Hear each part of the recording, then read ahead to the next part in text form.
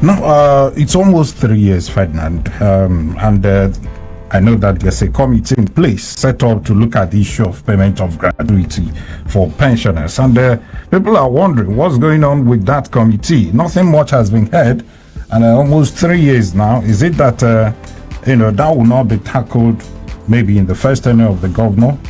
What exactly is going on? So I don't know, remember 3 years. The committee was set up a few months ago. But I remember when the NUP president came here. We had a fantastic interaction. He had gotten information, the facts and the figures and everything that transpired in Abia prior to now, and he saw and heard from his members how religious the present government had been, and the man was very happy. Of course, a very informed person, he said he had been in the know of what happened in Abia in the past, but we're not dwelling in the past. So don't forget that the issue of pension arrears were dealt with first, and of course arrears of salaries owed those who are still working in the state civil service we also dealt with. We will never get tired of telling you these facts. That an institution like the Ubonayano Polytechnic, the staff that were owed 32 months is verifiable. It's a fact that all of us knew. That ABSUT's staff were owed 15 months. That ABSU staff were owed 11 months. That ASETA staff were owed 27 months. That HMB were owed 12 months. All these arrears have been deferred by the present government. So, in fact, you will recall that on assumption of office or before His Excellency's inauguration, NMA was on strike, but about a week before the inauguration of His Excellency, they called off the strike, and they did say they were doing it because they believed in the governor, the governor-elect then, and believed he was going to keep to his promise. And of course, the governor has kept, to his promise and has continued to impact the lives of these people very positively. We know that resources are limited. The most important thing is that the governor has the desire and the willingness and the commitment to solve this problem. So, after the issues that we had earlier with, some persons in with the leadership of the NUP, His Excellency decided to revisit the matter, especially the issue of gratuity. And he set up a committee made up of some, appointees of the government, including the SSG, the Attorney General, the Commissioner for Finance, the Accountant General, the Principal Secretary to the Governor, the Head of Service. I'm also a member of the committee, and a few others, and LSA level. And the committee did a fantastic job. And again, in the end, the arrears arrived at over 60 billion. This is crazy, and these were arrears that were incurred over the years. But the most important thing, the governor has maintained his willingness and commitment to, resolving this problem. So after the committee's report was submitted, the government is reviewing it, and what the government is trying to do at this point is to state or break down the modalities for defraying these humongous arrears over a period of time. So in a very short time now, the payment will commence. But we want to ensure that let's say if you say maybe every month I'll pay 500 million or 1 billion, or as the case may be, that the whole thing is so organized, so properly arranged, the way no person will be omitted. You will recall that when His Excellency first came on board and set up the verification, a committee to ensure that workers were verified and that all those that were being owed were paid, we encountered a lot of challenges. We had issues of omission. I've not been paid. My name was omitted in the verification. It was because of the system, the very terrible system we had here over the years, where you had in the local government, people would just sit, even will draw up of a list of people that will be paid. They will put the names of those they like and those they move those they do not like. So a lot of things were modeled up, a lot of issues, a lot of discrepancies, a lot of loopholes So in the course of those verifications, and there were omissions left, right, and center.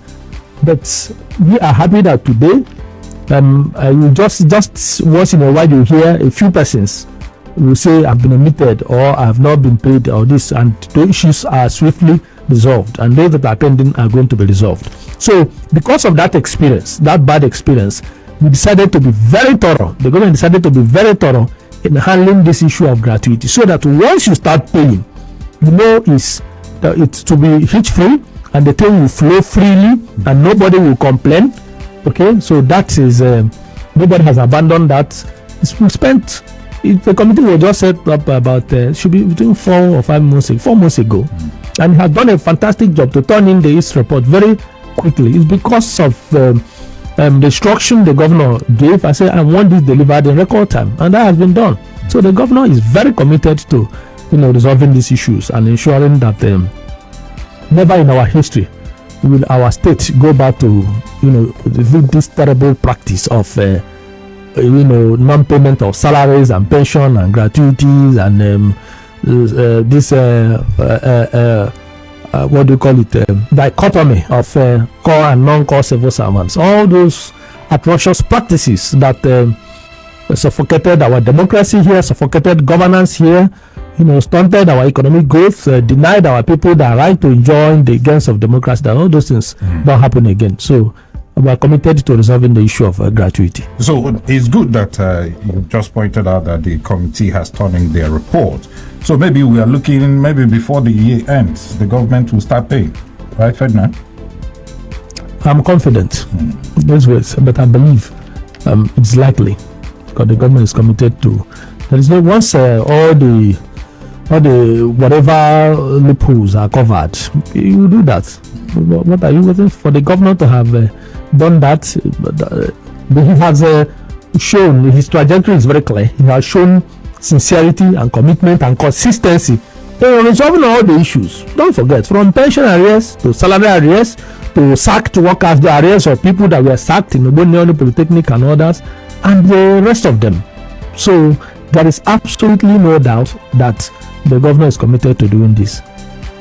Now to Ukwa, the Abia Industrial and Innovation Park. There was a kind of I think groundbreaking some time ago. In fact, in the early days of this administration, the governor did a groundbreaking ceremony, to launch the project, to flag off the project. But going there now, it's one would be wondering that nothing is actually happening at that area. It's not true. It's not true. I don't know. Are you saying? Yeah, a whole lot of things are happening. Sometimes when land we are taking that belongs to the people, we must ensure that the owners of the land are paid compensation. So when you plan yourself, you don't just go there and begin to make noise. You are building this one. In the end, it will become an abandoned project. This is not, the kind of project you joke with. So the government started by carrying out very comprehensive enumeration of all the people that were supposed to be paid compensation. I don't know if all of them have been paid now, but as of the last month or thereabout, I think over 1,000 plus people had been paid, and government continues to do that because the more you're verifying, you're paying. There are some persons are coming up with claims. You investigate. If once it's established, the authenticity of such claims are, established, people are paid. And again, the access route to the place, if you had been there, you know the place, was looking like an isolated part of Abia State. And as I speak, construction of the road is ongoing and work is ongoing there. So those are the basic things, because nobody would want to come and invest in a place that is not safe, that is not secure, that doesn't have access. So the government has been working both the power, road, security, everything, all the necessary incentives that need to be put in place before the commencement of the project are being executed. So nobody is ready to come and put his you remember His Excellency's philosophy that investors and investments come only to a place that has been prepared for them. So if you've not put the necessary amenities, the necessary infrastructure in place, Nobody will come there. People can come and buy land. People can come and make a stake and say we've made them. But you as a government, that's the position of our governor. You need to lead the way. You need to give the people reasons to come and put their money. That somebody has paid and secured a land, a portion of land, it's not a guarantee that the person must come and invest if you've not given them reasons to come and invest. So work is ongoing, please. So you're saying that Abia should not worry that the project will go the way of Enyimba Economic City, because that's the fear that it will not go. It will not go the way of. But no, it's good you say it. Say it so that because people have started, expressing that fear that okay, the AIP. So people from there know that something is happening there. You're living in a different part of the state. And if you don't ask questions, if you don't go there, if you want to, a journalist, you can write to the place. You know that the governor is working assiduously, so most parts of the states are now have access roads. So I know your fear, because I can't remember the last time you went there, because there was no road and there was insecurity everywhere. Our state today is safe and peaceful and secure. We have access road in every nook and cranny. And of course, your local government is Ukwa. Is a beneficiary, and in fact, that brings us to the next question. Work is going. When last did you travel to the village? But the fact is that you don't deliver this project at record time, because I know that Nonya was flagged off last year March, and the governor promised that hold on, Ferdinand, that the project will be delivered in 1 year.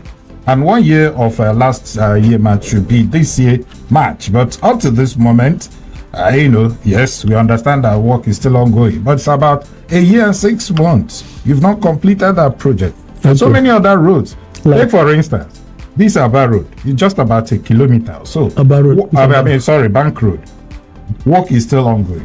1 year after. So what's happened? Okay, so Bank Road, is it 1 year after? It's not true. Yeah, it started November last year. So let me guide you.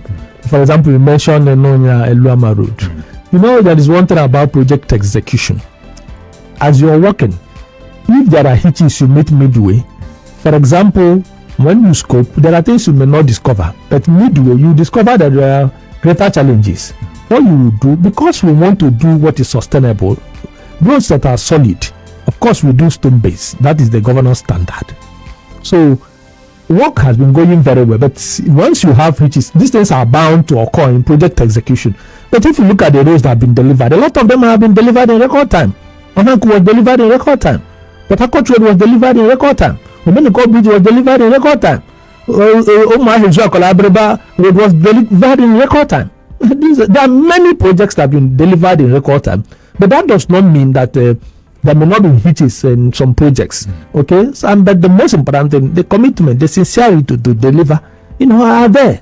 So there is nothing to doubt. The Bank Road you mentioned, let me give you an example. When they did that former Trademore, whatever, okay, as Agri University Boulevard was completed, now the government came up with the vision of what to do to deal with the issues at is it Okpara Square, the one in town here, and the rest of them. You want to create access, then you have the railway and the rail station. Don't forget that these are federal government institutions and facilities, and discussions started where to relocate them to now create access that will get all the way to Umudike Junction and all those things. These are not, you don't just close and open your eyes and do these things. You have negotiations and get the approvals of the federal government to relocate these people and be able to do what they want to do. And if you look at this Bank Road you're talking about, you find out as the government was working, ideas were coming up on how to. That was where some things were put down, we built and expanded and changed and all the rest of them. But if you look at it, you find out that work is ongoing. So anybody who wants to be very sincere, will agree that this government is executing projects with speed, unprecedented speed, and this is a verifiable fact. A lot of persons would have looked at the Omeniko Bridge. It was supposed to be delivered in 1 year, but it was less than 1 year. Don't forget, it was flagged off this year, but it has been delivered. So these things happen. It was supposed to be delivered in 1 year, but it was delivered in between 8 and 9 months. So that's a lot of people would have left it and wait for election and use the project and campaign. They go to Port Harcourt Road and campaign. They go here, but the governor is not interested, and he has always said it. Our time here is very limited, and we must utilize the time we have to, cover many grounds to meet the expectations of our people, to build the states, that will just be on autopilot, and development will be going. Salaries will flow in. People who retire will receive their pension. The system we had here was so deteriorated, was so messed up, that being a pensioner was like you were being sentenced to, you were being, handed a death sentence. This was how it looked like. A lot of people were afraid to retire because there was never any guarantee that you were going to get your pension. But with the mechanism the governor has put in place as we speak, so prepared it, using his banking background, experience, and coordination and organization in handling things, he decided to so arrange it that every month that this money is already set aside, that the pension will be paid. So you as a pensioner, you now know that every month, if you have whatever ailment, you already know that you're going to set aside so amount of money from your pension to take care of yourself, and that this money will come as and when due. And that is what is happening. So when should we be expecting that Nonye Luama road will be completed? So that we'll hold you by your words. If you were asking His Excellency this question, no one will tell you that you're wearing your local cap. Of course. So don't wear local cap here. So be concerned about everywhere in Abia. Not only Okay, so this one, the bulldozers are there, the caterpillars are there. They're working with speed. They're working with speed, and they'll be. I know that is the one that matters to you. You will also be delivered very soon.